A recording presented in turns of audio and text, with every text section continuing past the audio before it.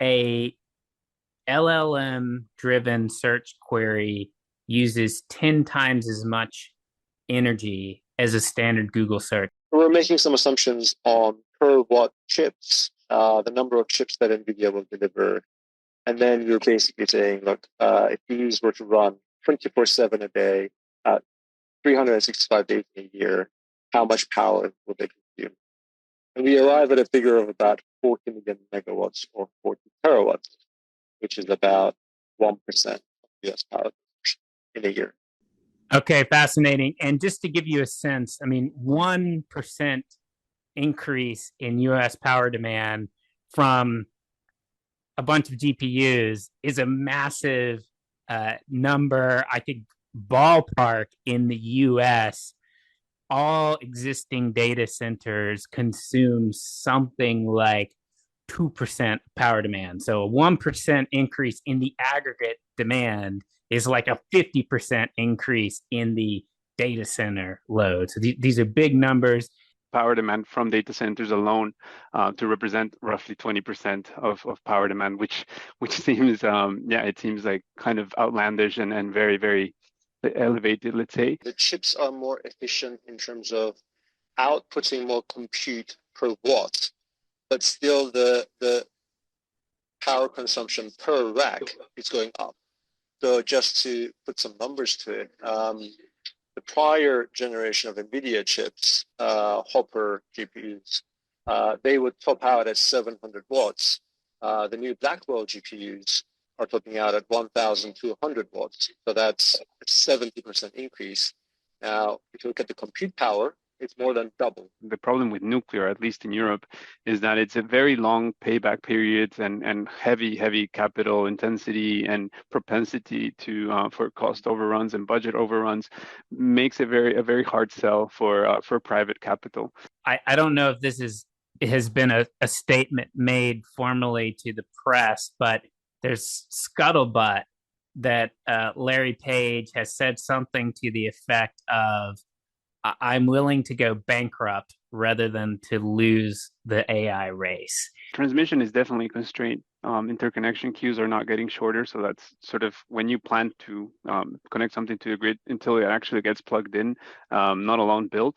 It can take, the average is roughly 7 years, but it can take up to 10 years. Good morning, good afternoon, everyone. This is Rob Barnett. And I'd like to welcome you to today's BI Energy Exchange, where we talk about our research and the latest developments in energy markets. On the call today, we've got Patricio Alvarez joining from his usual perch in Madrid, and swinging over to London, we've got Mustafa Okur, who's a special guest. We should have had him on previously, I am sure. One of the things that you may know about Bloomberg Intelligence, because I think you pick up on this call sometimes, is that we don't have a house view on any topic, right? Every analyst runs their own franchise. And so sometimes you'll see one analyst take a strong opinion on a topic, and then maybe a day later, you'll see another analyst from Bloomberg Intelligence take the opposite view. And that's okay. We embrace that.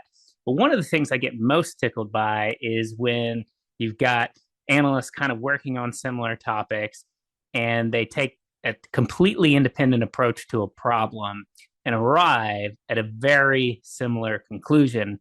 And that has happened in the case of AI and the read across to how it could impact power demand, energy markets, like that. And so Mustafa's got a note out this morning that's very cool. If you haven't seen it, I highly recommend it, where he does a bottom-up approach and sort of says, look, how much power could NVIDIA's Blackwell GPUs consume? And he's got different assumptions on sales figures and really kind of makes a bottom-up estimate for how much each individual chip could consume, and does a read across onto impact on power demand. So I thought it was a very cool note. And Mustafa, I'd love for you to kick off the conversation and tell us about your conclusions and about the work you did to arrive at those conclusions. Sure. Thank you very much, Rob, for the intro and the invite as well. Basically, we've been looking at power demand of NVIDIA's new architecture, Blackwell GPUs, which are about to launch, I believe, this quarter. And we've come at it from an angle of electricity consumption and cooling. Until now, most of the research has focused on actually cooling because that's the big challenge with these GPUs, right? Because they're so powerful, they generate so much heat. All technologies like air cooling are struggling. And the other thing that we wanted to look at was power. Now, power management within the data center building is not a big problem. You just throw another UPS into the mix and handle the power draw from the grid. But what about the taxing effect of the GPUs on the grid itself, right? Today's the big day. NVIDIA is going to report, and hopefully they will give us some numbers. But going by what we've been hearing about the initial batch of Blackwell GPUs, there could be about 60,000 chips that could be delivered in the first year. The vast majority of them will be one configuration, whereby 36 GPUs and 18 CPUs will go into one standard rack. And then the remaining 10,000 or so could be the sort of the high end, the Mustangs or the Hellcats of the GPU world, the GB200, 72 chips in one rack. And the power consumption, we don't have an exact figure, but we have rough estimates. We know that from last generation to this generation, the power consumption is going from 700 watts per chip to all the way up to 1,200 watts. We're making some assumptions on per watt chips, the number of chips that NVIDIA will deliver. And then we're basically saying, look, if these were to run 24/7 a day, 365 days in a year, how much power will they consume? And we arrive at a figure of about 40 million megawatts or 40 terawatts, which is about 1% of US power consumption in a year. Okay, fascinating. And just to give you a sense, I mean, 1% increase in US power demand from a bunch of GPUs is a massive number. I think ballpark in the US, all existing data centers consume something like 2% power demand. So a 1% increase in the aggregate demand is like a 50% increase in the data center load. So these are big numbers. And I know that your specific number is right in the middle of an estimate that Patricio and I had done earlier this year, where we had a completely different approach. It was totally top down. And we said, look, we're going to take all of the CapEx that the hyperscalers have committed to doing. We're going to take it at face value, and we're going to translate that back into sort of an aggregate data center load increase. And so it's philosophically a different approach, but I love that they kind of landed in the same neighborhood. So Patricio, let's come over to you now and get your read on this kind of impact. You know, help us frame how big of an increase in power demand is this, and are the utilities able to rise to the challenge? Because I think there's a lot of conversation in the utility world about, you know, constraints on the system. So are they ready for this? Can they supply all the energy needs that all these chips seem to be requiring? Sure. I think the first, just to frame the first question, and just keeping it to US numbers, and you can correct me if, you know, it's, I cover European utilities, but I kind of know my numbers on the US. I know that power demand in the US has been relatively flat for over the past 20 years or so. And it sits roughly at 40,000. 4,000 terawatts per annum. So that's roughly 1%, like Mustafa flagged in his report. So in that landscape where efficiency gains, so not only IT equipment, but everything else within the scope of electricity gets more efficient every year. It consumes less electricity. It's a big jump. according to our analysis, like you mentioned, Rob, we kind of saw a ballpark figure of a potential increase of 4 to 10-fold in terms of what power demand could be from data centers, of how much it could increase. So that increase, let's say at the higher end, it could take it could take power demand from data centers alone to represent roughly 20% of power demand, which seems it seems like kind of outlandish and very, very elevated, let's say, but that jump assumes that there's almost no efficiency gains, meaning that these systems do not get more efficient. They just consume 10 times more power, or just exponential amount of power. So that we think that top range perhaps is a bit, it's like the blue sky scenario, but our lower range looks at 4 times, a 4x increase over the next 6 years, which isn't far from what Mustafa is actually pointing out in his report. Is kind of like a near-term, like 12-month view that kind of plays out, in good. It dovetails well with our numbers too. So overall, very big increase. It's very promising, but we'll see in terms of what utilities can deliver. So utilities have a couple of constraints. I don't think it's a matter of building more power capacity. You can build more wind and solar and batteries, and you can consume or you can burn more gas. I don't think there's really a big case to build loads and loads of new power plants, of new gas power plants. It's a matter of running them consistently. There's also other alternatives that we've mentioned in the report that we just published last week on nuclear power in the US with Rob, talking about how there's a few cases where data centers could be directly utilized or directly connected to nuclear plants that were otherwise going to be shut. I think there's a case for a race, I'd say, in getting that new supply on the grid. But on the other hand, utilities face a big hurdle of being able to interconnect or to connect these new power sources or this excess capacity, and that's a problem that it's a very big problem, and it's very hard to fix. That's because you face very prolonged regulatory permitting delays. So interconnection queues in the US are several years long, and the same is the case in Europe. So in Europe, because that's where I'm more comfortable talking about. In Europe, it takes roughly 7 to 10 years to if you were to build a plant now or a project now, you could wait up to 10 years to get connected to the grid.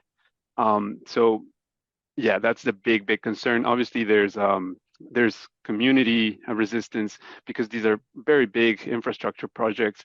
There's initiatives in Europe to build underground grids, but again, that would really make the cost, let's say, the cost profile very, very challenging. And that's why we think maybe off-grid solutions could take off, and that's why we're sort of very supportive of the view that solar plus batteries could be sort of a fastly growing market.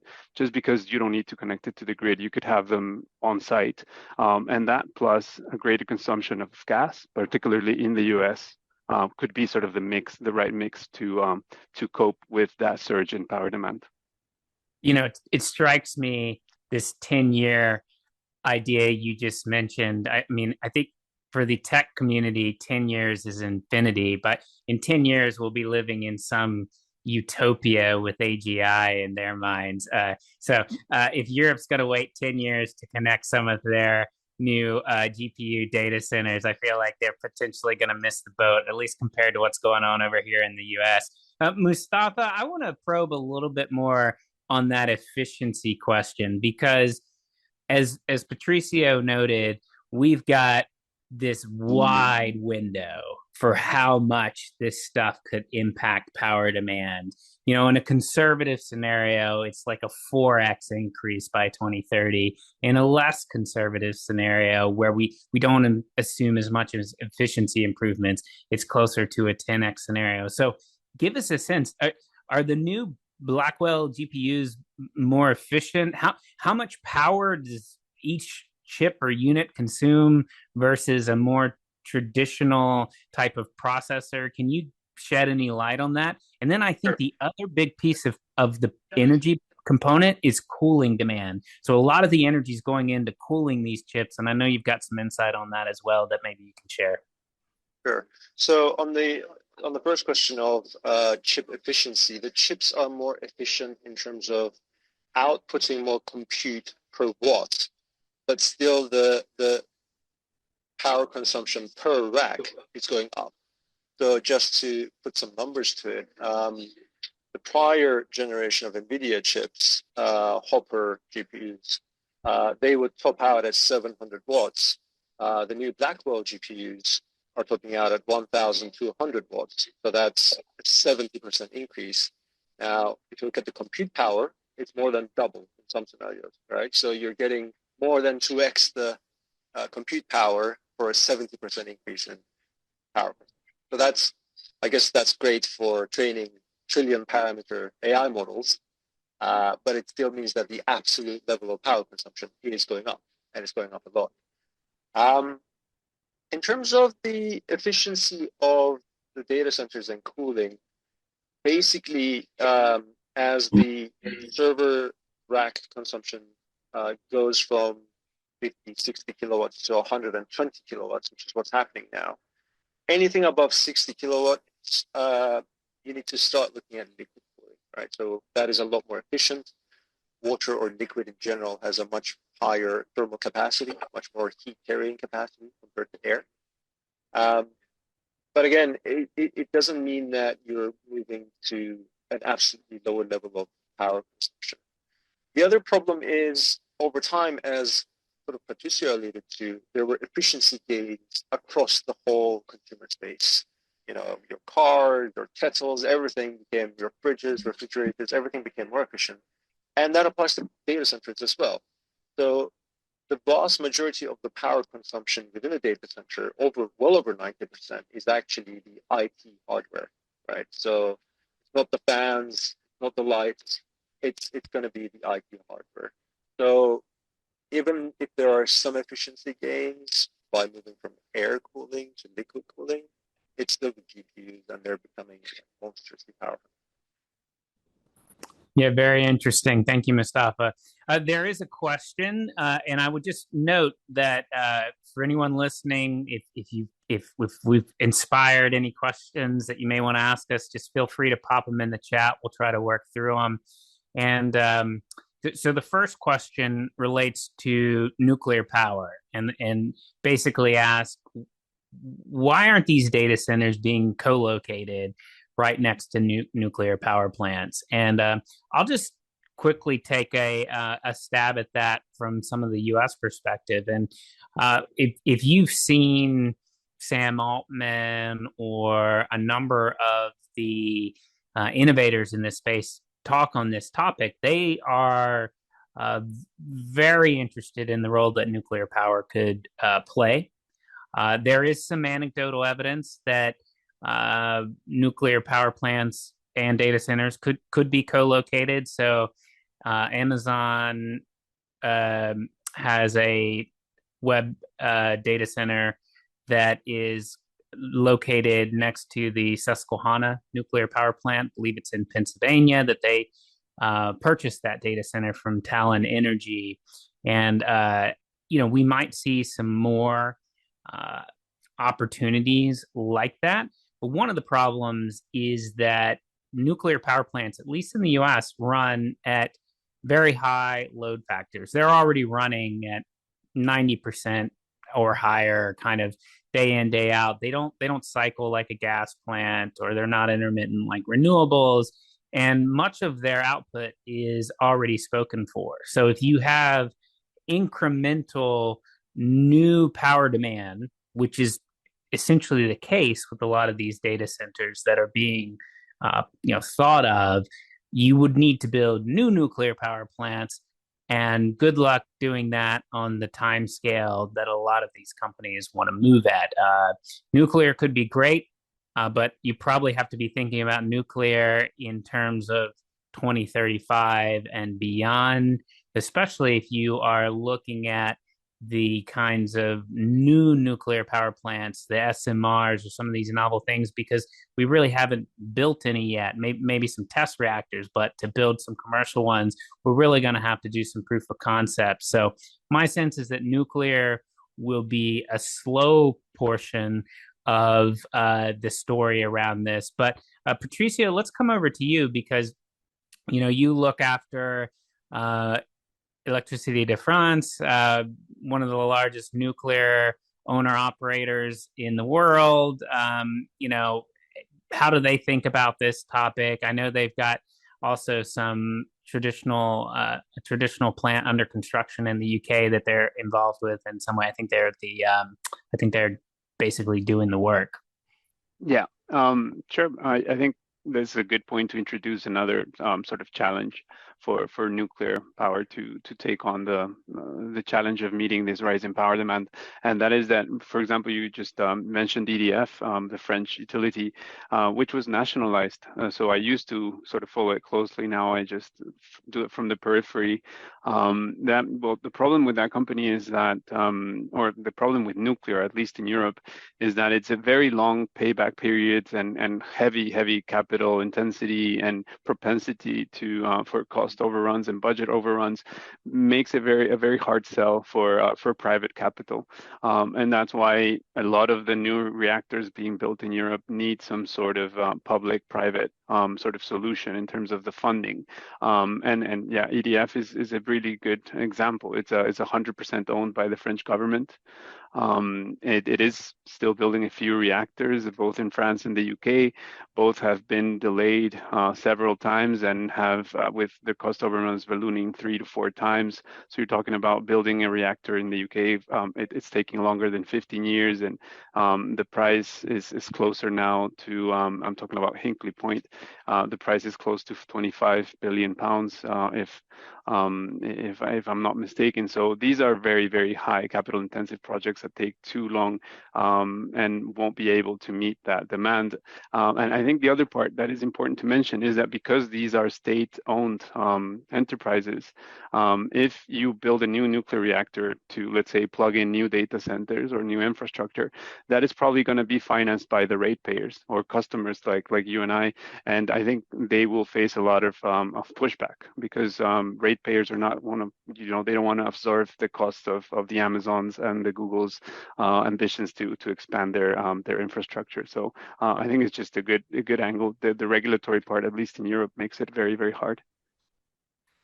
Well, can you give me a sense, Patricio, because in the US, the nuclear conversation really has shifted away from a Hinkley Point type project or a Vogtle type project like we saw a Southern company execute on over the last decade or so. Big, massive projects, multi-gigawatt type scale, big cost overruns, all the sort of features you just mentioned. But when I hear the tech world talk about nuclear, they're really talking about a different paradigm. They're talking about kind of SMR, small modular reactors, and I don't know if there's a great definition, but I think it's sort of like 100 to 300 megawatts, so not the gigawatt scale, smaller scale.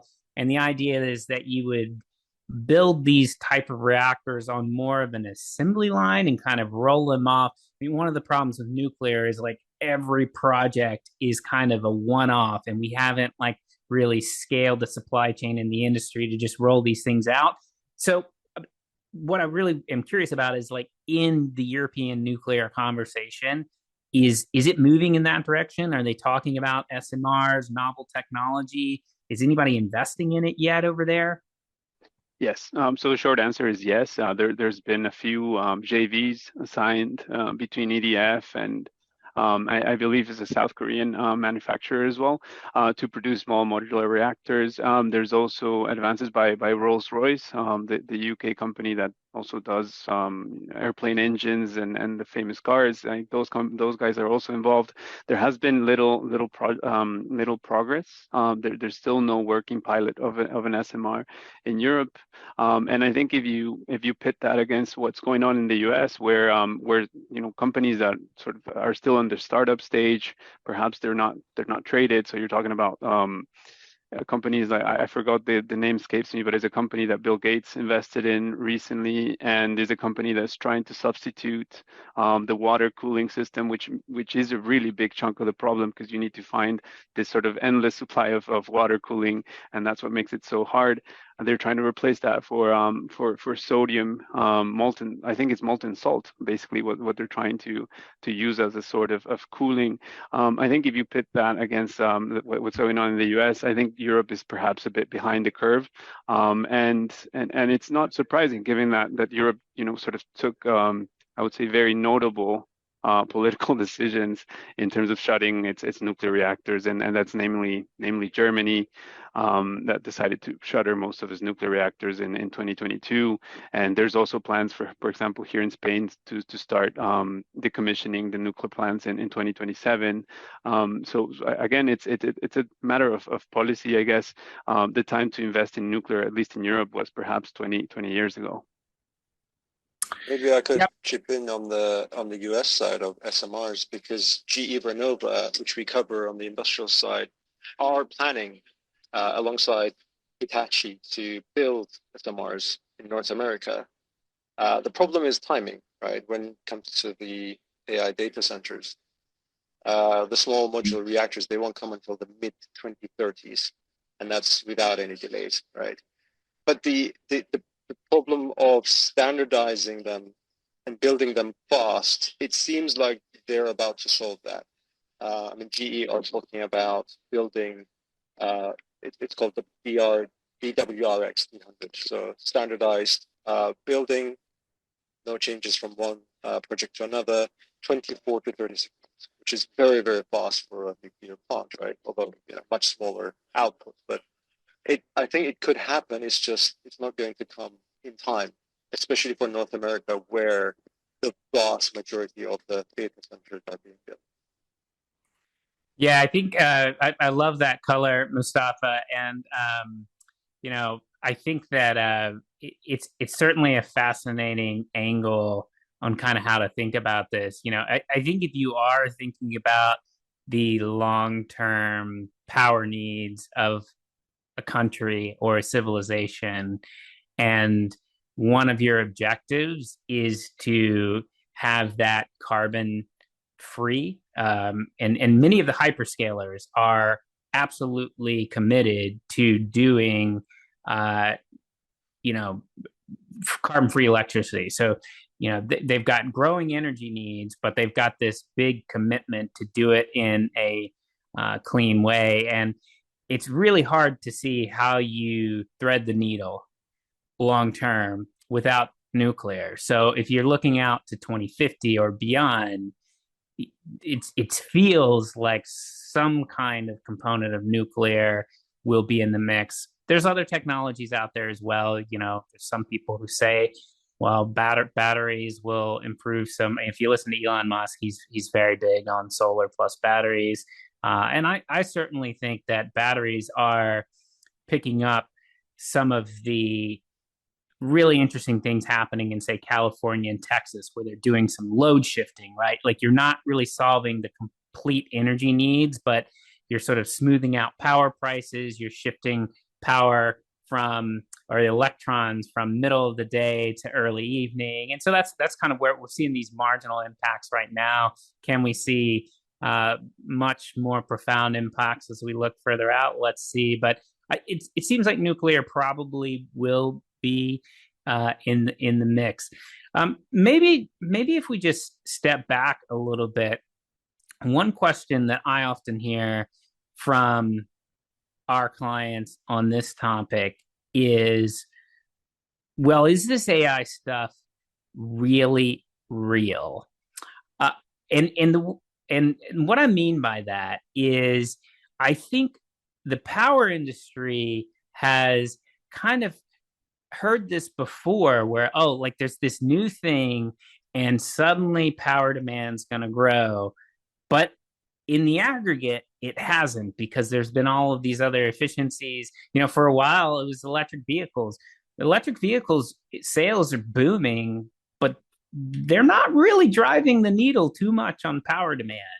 And certainly it seems like the AI piece is a much bigger driver on the power demand side. So I'm curious from both of you, and we'll come to you first, Mustafa. Like, do you think this AI capex that all these companies seem to be committing to, is it really real? Are you using AI in your personal life and your work life?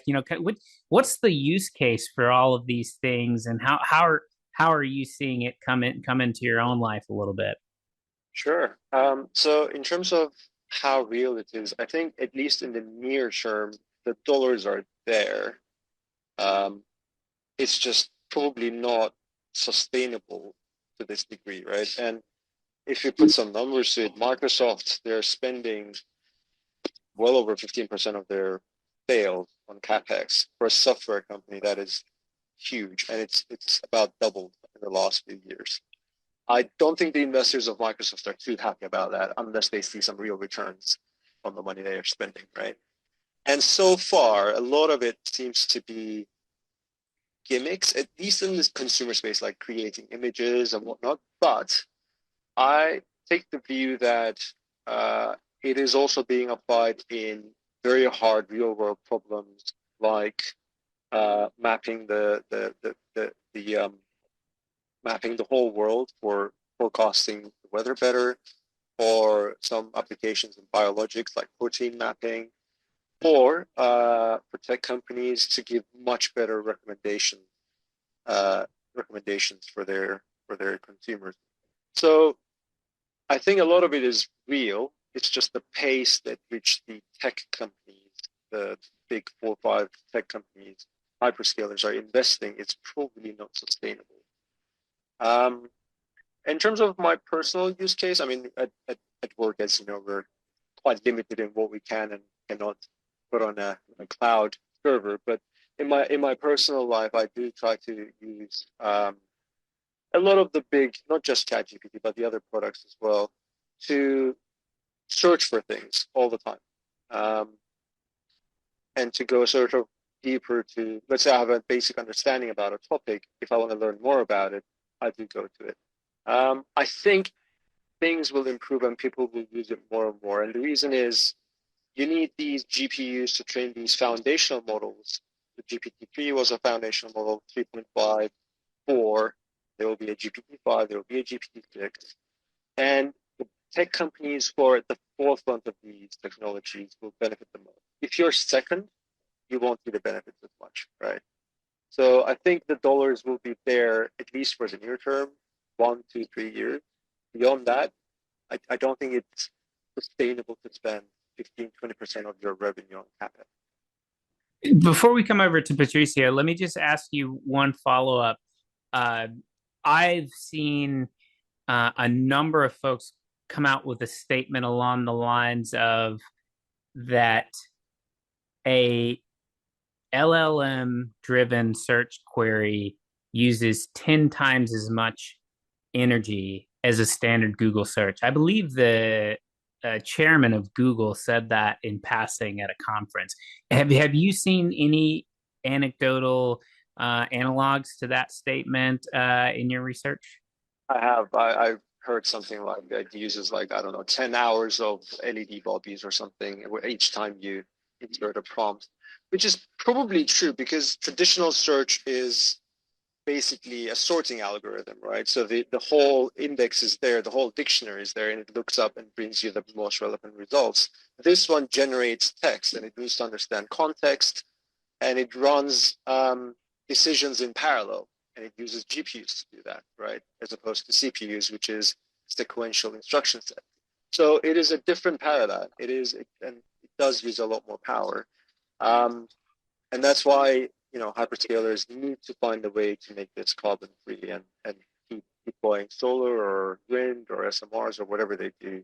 Otherwise, I mean, as the models grow larger and larger, and we start using more inference, so people start using more, it will just consume more and more power. Yeah. Patricio, before I come over to you for the same question, I'll just insert that, um, you know, I don't know if has been a statement made formally to the press, but there's scuttlebutt that Larry Page has said something to the effect of, I'm willing to go bankrupt rather than to lose the AI race. And so, maybe that's just lore from Silicon Valley, but I does seem like the tech world is very motivated, as Mustafa was just indicating. But give us your sense, Patricio. Do you think this stuff is real? Are you using it in your own life? Give us a readout. Sure. I think I'll focus on mostly on the power demand part of it, because I think it's good to allude to the sort of the previous fads, if you can call them that. I think when cryptocurrencies started to become more popular, there was also a lot of hype on how much they could boost power demand, and that happened roughly 5 to 6 years ago, and power demand has continually declined since the proliferation of cryptocurrencies. So if you take that as an example, it's hard to say if AI will actually move the needle on the total power demand. I think that's my first sort of view, my first conclusion.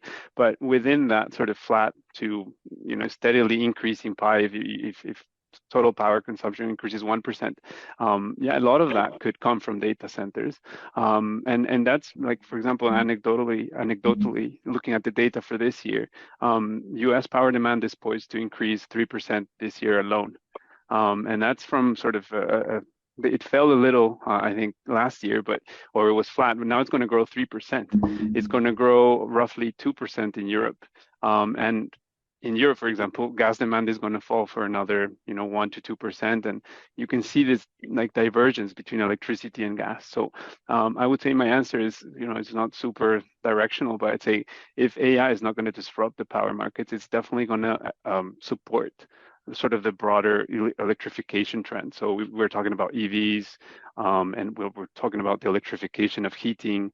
All these trends, point to an increase in the long term of power demand by low single digits. You're talking 1 to 2% for the next 10 years or so. But within that, a lot of that will come from data centers and AI. And anecdotally, I don't use AI that much. I use it like Mustafa, just to look up things and to make my life easier.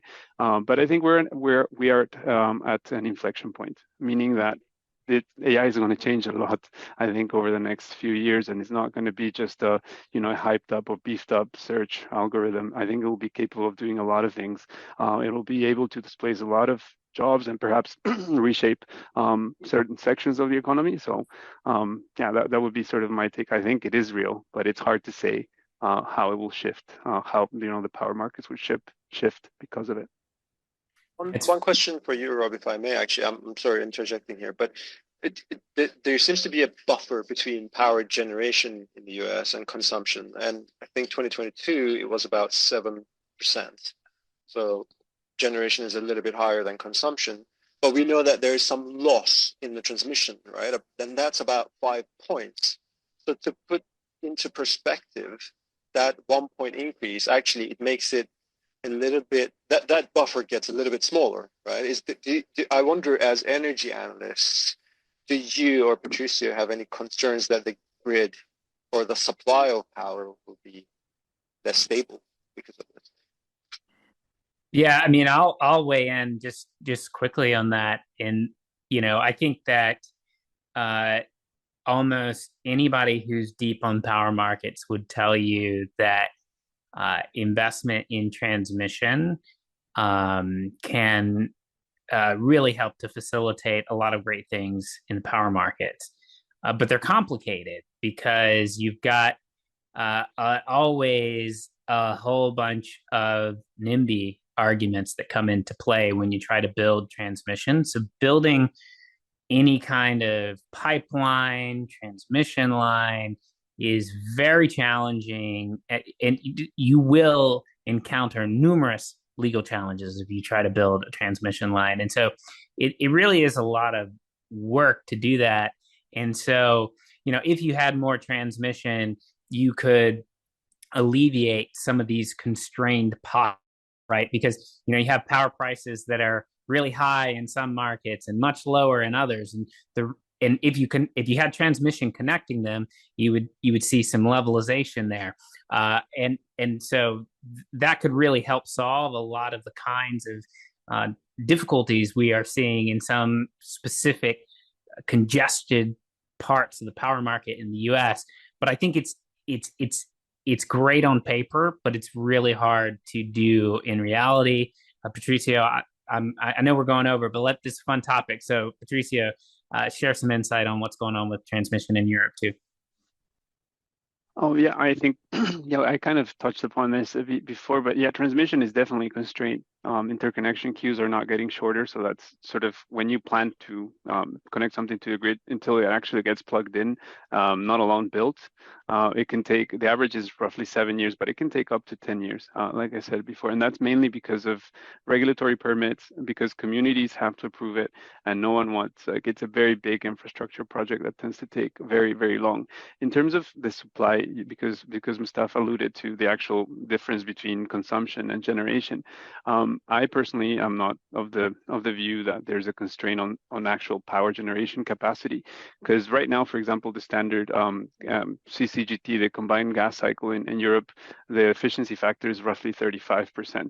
But who's to say if you could run the plant at 90% if you just burn gas throughout the whole day? So it's not a matter of capacity, it's the matter of appetite and the cost and the economics of burning gas, at least in Europe, for example, where you have the constraints of elevated gas prices. They're roughly 4 times what they are in the US. You also have a carbon allowance market that adds on sort of a carbon tax on your production. So perhaps in the US, there's less constraints, if you think about it that way. And because Mustafa also asked about volatility and power prices. In Europe, there is a bit, I think there is a bit of a risk of going towards a more volatile power market. Although, yeah, the gas crisis is pretty much over, I would say, knock on wood. The gas crisis is over. Power price volatility is probably not going to return to those 2022 levels. But the fact that Europe is moving to reduce its base load supply. So base load supply are the plants that you usually keep running 24/7. So like nuclear, mainly nuclear. So we're getting rid of a lot of nuclear capacity here in Europe, and that will be backfilled mostly with intermittent renewables. So unless there's a big sort of uptake in storage capacity, both hydro and also batteries, there will be more intraday volatility for sure. So it's not a matter of capacity constraint. I think it's just the mix of the power stack that needs to make sense. I want to unpack that in a future call. I think we've really reached the end of our time, but I still find it fascinating that Germany closed its nukes. You're seeing a retreat of nuclear power in Europe, which is sort of the opposite of what you would think rhetorically might be happening based on how at least some folks in the community and the politicians talk about this topic. But we're well over our time, so I think we're going to have to just cut it off here. But thank you so much, Patricio. Mustafa, we'll have you on again sometime. This has been a really fun conversation. I really appreciate you hopping on. By the way, for anyone listening, Mustafa did not know he was going to do this. It was sort of a last-minute request when I saw his note come out this morning. So awesome that you were willing to just hop on and chat about your very interesting insights on the market. We appreciate you being willing to join. And we are having a in-person event in Houston on September 10th on this very topic. And we have not announced speakers, but I'll go ahead and tell you that we have a senior representative joining from NVIDIA to talk about this exact topic. We have Amazon joining. We've got several others in the tech and hyperscaler community coming to join, plus energy companies that are striving to meet some of the needs of all of this new source of demand. So I think we're going to have a really fun conversation, not just from the analysts at Bloomberg, but with practitioners and folks out actually working in the field on this very specific topic and problem. So if you are based in Texas, Houston, shoot me an IB, shoot myself an email, any one of us. We're happy to get you the details on that event. I think it's going to be a really fun conversation. Again, that's going to be September 10th. And otherwise, we will see you next week. We hold these calls every Wednesday at 10 a.m. New York, 3 p.m. London. So we'll talk to you soon. Take care, everyone.